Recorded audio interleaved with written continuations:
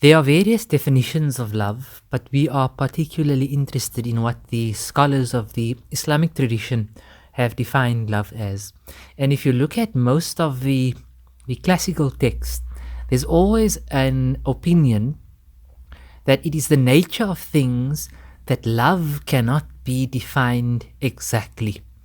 I once visited one of the senior scholars of Cape Town, Dr. Shaykh Yusuf da Costa, and he told me once that to give a definition of Imam Ghazali, to define him, will in fact spoil who he really is.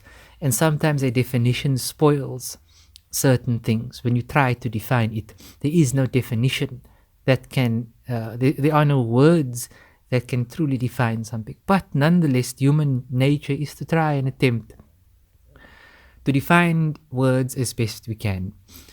So some say that love cannot be defined exactly because there is nothing, because there is something in love, like there is something in pain, which cannot be portrayed or conveyed by description alone. So love is not a tangible thing. One can recognize a chair, for example, or even a lion by the name alone. If I say chair, you identify it. If I say lion, you identify it. A picture comes into the mind and you can recognize it.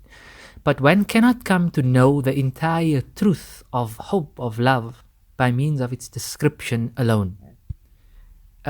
Because of this, some have said that love cannot be defined at all. So here we find the reason why. Some say it cannot be defined exactly. Others say it cannot be defined at all. Despite this, however, we have various definitions.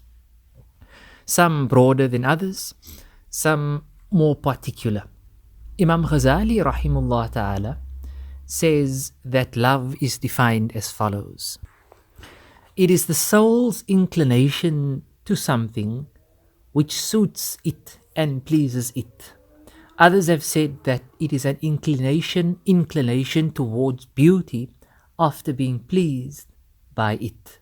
So we have similar definitions here. Let's repeat Ghazali's definition and then a few words which he has added to this definition.